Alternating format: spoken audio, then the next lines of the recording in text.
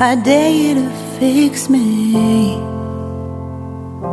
I'm crossing the line again, falling on my knees.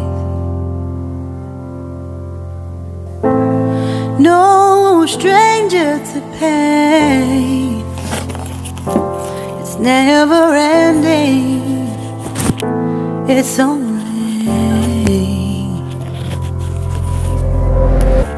Assalamualaikum warahmatullahi wabarakatuh. Alhamdulillah, wassalatu wassalamu ala rasulillah.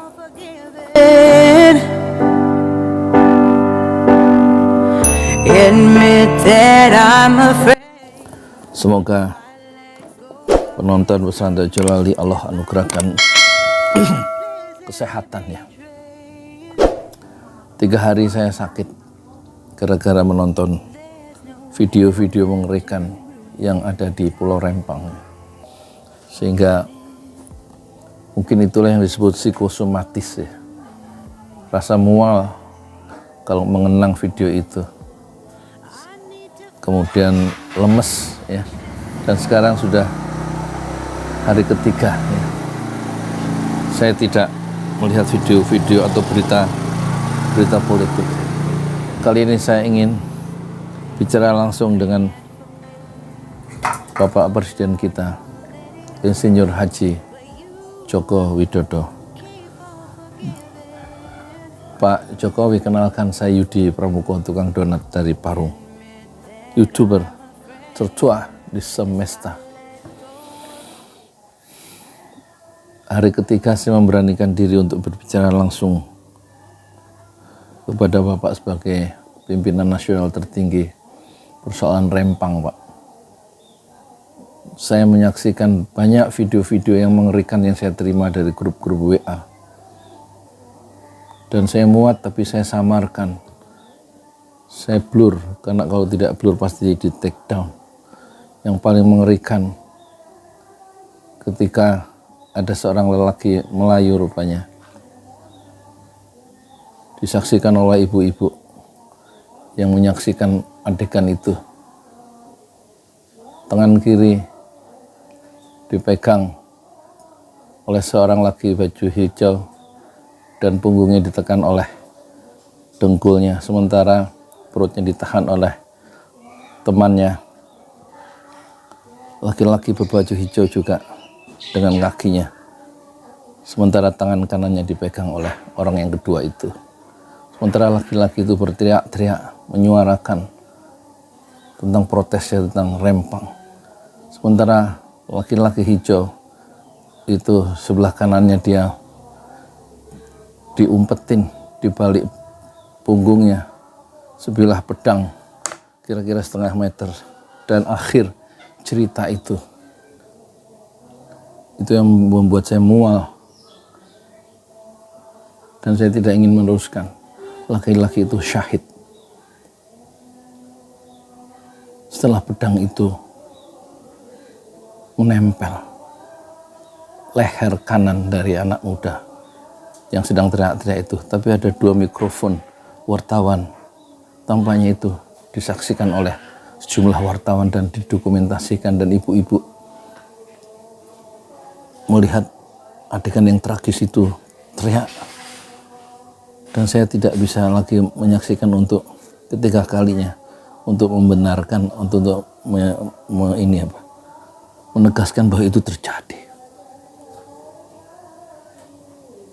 Dan 3 video tentang pengusiran yang sudah saya muat, semua 3 video terakhir itu saya take down, saya hapus kembali. Sejak itu saya sakit, Pak, melihat kekejian yang terjadi di Pulau Rempang yang menimpa orang Indonesia atau suku Melayu.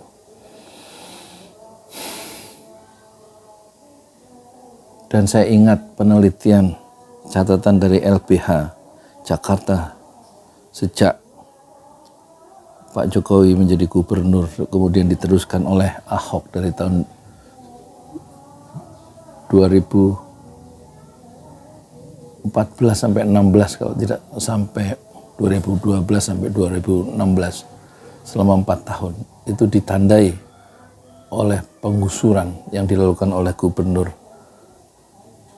Jokowi dan Gubernur Ahok.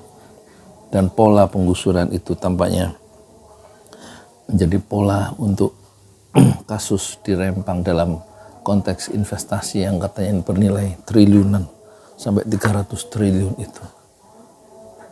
Tentu saja soal penggusuran ini mengingatkan kita pada Adi Sasono yang dulu punya satu pemikiran tahun 80-an, paradigmanya adalah bagaimana pemerintah hendaknya membangun tanpa menggusur, dan itu yang dilakukan oleh Anies Baswedan selama 5 tahun menjadi gubernur.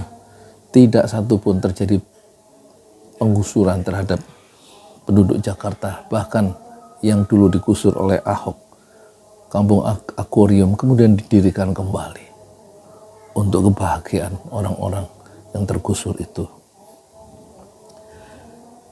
Jadi saya memberanikan diri ngomong politik untuk hari ketiga setelah saya sakit selama 3 hari karena badan lemas. Sementara keluarga saya mengatakan lebih baik ke UGD, Pak. Saya merasa ini bukan soal sakit badan, tapi sakit jiwa karena melihat video-video yang mengerikan itu. Dan saya setuju dengan ucapan Amin Rais yang saya lihat tidak sengaja ada di beranda, saya buka dan sudah saya muat di pesantren Jolali. Ada 2 yang harus dilakukan oleh pemerintah Pak Jokowi. Pertama, stop investasi dari Cina itu. Ya. Dan kedua, kalau ada kepentingan investasi asing dan penduduk Indonesia, maka pemerintah harusnya membela kepentingan bangsa sendiri, bukan membela kepentingan bangsa asing yang membawa uang banyak dan mengorbankan bangsa sendiri. Terus kemudian ada Instagram atau video pendek yang muncul juga di beranda saya tanpa saya sengaja lihat, kemudian saya coba klik. Jadi diperlukan dialog yang panjang, apalagi investasi. Kata Anies Baswedan itu kalau investasinya jangka panjang haruslah dialog itu harus lama dan harus sabar, ya. Tetap bertumpu pada kebahagiaan rakyat sendiri. Nanti saya sertakan 2 video itu dalam video surat terbuka untuk Pak Jokowi ini. Dan yang lebih keras, tiba-tiba muncul di PC saya itu Twitter dari Rizal Ramli. Twitter itu mengatakan, yang di capture besar, kira-kira bunyinya dari Rizal Ramli di Twitter, Pak Jokowi katanya dalam acara-acara kenegaraan itu sok menggunakan pakaian adat, tetapi pada prakteknya menindas masyarakat adat. Ya, moga-moga kita bisa kembali kepada cita-cita dan janji proklamasi yang salah satunya adalah melindungi segenap tumpah tanah darah Indonesia dan sumber-sumber tanah, air, dan segala isinya, cabang-cabang yang penting itu dikuasai oleh negara dan digunakan untuk sebesar-besar kemakmuran rakyat. Dan tentu kita harus ingat tentang janji-janji proklamasi itu menjadi panduan kita bersama untuk mengelola Indonesia ke depan. Dan tentu saja saya berharap tidak seperti Luhut Binsar Panjaitan yang mengatakan hilirisasi adalah warisan terbesar dari Pak Jokowi. Saya tidak sepakat kalau hilirisasi sebagaimana hilirisasi nikel dan sekarang hilirisasi pasir kuarsa yang mengorbankan sumber daya alam yang tidak menyisakan untuk generasi berikutnya. Konon nikel itu tinggal 13 tahun lagi dan setelah itu tidak kebagian bangsa Indonesia menikmati sumber daya alamnya karena habis dikuras dalam proses hilirisasi yang menurut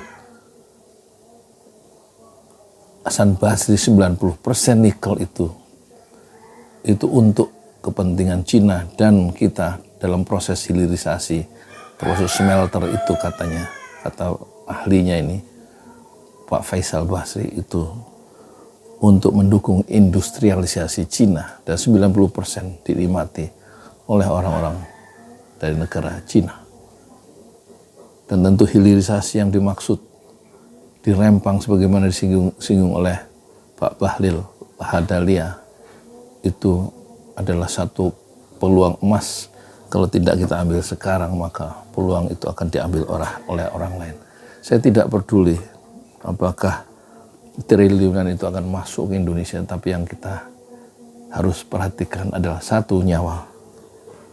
Jangan sampai hilang nyawa dari Indonesia karena proses investasi atas nama hilirisasi, dan jangan sampai orang-orang diusir dari rumah-rumahnya karena Pulau Rempang akan dikosongkan untuk proyek-proyek hilirisasi dalam konteks investasi atau invasi Tiongkok. Mohon maaf lahir batin, barangkali tidak berkenan. Assalamualaikum warahmatullahi wabarakatuh. Bismillahirrahmanirrahim. Assalamualaikum warahmatullahi wabarakatuh. Alhamdulillah, saya dan Pak Amin baru saja ini menyeberang. Jadi saat ini kita ada di Barelang Bridge ya, di Kota Batam, dan kita baru saja kembali dari Rempang. Kita bertemu berapa puluh warga Rempang asli sana ya semua. Yang sebagian besar adalah nelayan yang sudah berpuluh-puluh tahun ya. Dan juga sudah sampai generasi ke-6 sekarang. Jadi artinya sudah ada sejak abad ke-18. Jadi kami melihat langsung, mendengar langsung ya jeritan hati mereka yang memang tidak ingin dipindahkan ya. Karena sudah tanah leluhur mereka. Ya, tadi menyampaikan ini makam kakek nenek kami, di sini kami simpan. Jadi ini bukan materi, ya ini lebih jauh dari itu. Ini masalah harkat, martabat, ya sesuatu yang tidak bisa dinilai dengan uang. Ya. Jadi kami tadi berdialog, ya. Memang tujuan kami di sini untuk silaturahim sekaligus berdialog. Jadi yang kita lihat bahwa penggusuran ya, Rempang ini adalah satu bentuk kezaliman. Ya.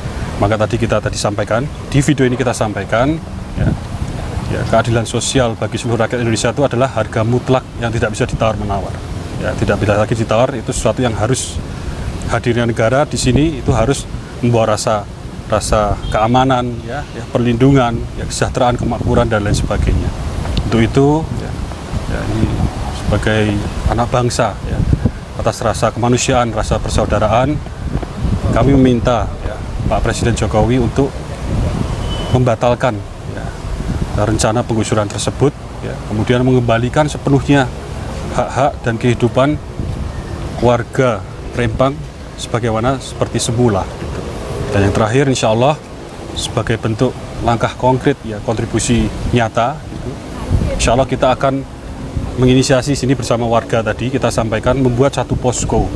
Posko ini ya tentu nanti kita datangkan advokat dari Jakarta, ya, dari Partai Umat. Kita punya Ka'bah Umat, kantor bantuan hukum umat, ya, insya Allah untuk memberikan bantuan hukumnya dan edukasi juga terkait hak-hak warga negara, hak warga Rempang khususnya yang seharusnya bisa dimiliki, yang selama ini mereka tidak tahu. Mereka punya surat ini dan segala macam, itu seharusnya bisa melalui jenjang hukum yang secara formal itu, ya, legitimate, itu bisa mereka mendapat hak milik. Tapi ini mereka nggak tahu, ya, karena memang tidak ada yang memberitahu, tidak ada proaktif dari pemerintah. Itu poskonya, kemudian juga posko informasi. Artinya kita akan mengupdate kepada segenap masyarakat Indonesia di manapun berada dengan mengakses kanal-kanal yang insya Allah kami sebarkan, ya, itu situasi yang langsung, ya, yang kita lihat di Rempang sana. Tadi kita mengunjungi satu dari 16 kampung tua yang akan digusur, yang tadi saya sampaikan sudah generasi ke-6. Ya, kiranya demikian singkat dari saya, kita dengarkan dari Pak Amin Rais. Assalamualaikum warahmatullahi wabarakatuh. Salam. Jadi singkat saja, jadi kami tadi sudah hakul yakin, ya, melihat betapa teman-teman kita itu suku Melayu itu kasihan keadaannya, ya, rumahnya kecil-kecil gitu, bahkan maaf sampai karena mereka mata pencariannya nelayan, mata pencarian yang memang berat ya, sehingga nampak menurut Mas Edo ini Pak Amin lihat tangannya itu sampai hitam-hitam gitu, sampai hitam gitu ya. Nah kemudian saya mau pesan pada Pak Jokowi ya, ini mudah-mudahan lah kita sesama anak bangsa ya Pak Jokowi gitu. Jadi sesungguhnya mudah sekali ya kalau ada konflik kepentingan, sekali lagi antara kepentingan yang brutal, yang bengis, yang babi buta dari pemilik modal entah dari manapun ya, bisa asing terutama tapi juga asing ya. Kemudian berhadapan dengan kepentingan bangsa sendiri ya, yang harus dilindungi ya, dimuliakan ya. Mereka adalah pemilik syah dari negara yang kita warisi dari nenek moyang kita itu ya. Jadi pilihlah selalu memilih kepada kepentingan rakyat sendiri ya. Dan kepentingan pemilik modal yang hanya bisa buat kita makin parah ya, istilahnya Pak Edo tadi itu makin desperate ya, mereka sedih sekali gitu ya. Jadi tolong jangan ada relokasi, jangan ada dihijrah-hijrahkan, jangan ada digusur-gusur, tetap seperti sedia kala, batalkan itu secepat mungkin.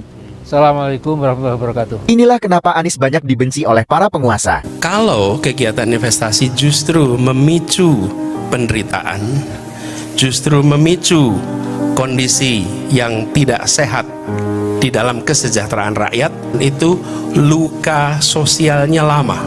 Nah, kami melihat pendekatan yang penting adalah pendekatan dialog, bicarakan baik-baik, apalagi ketika kita berbicara tentang proyek yang jangkanya amat panjang. Lebih baik dilakukan pembicaraan panjang, rumit, ribet, tapi melibatkan semua dan sampai pada kesimpulan yang diterima, baru kemudian eksekusi. Maka ketenangan, keteduhan akan hadir.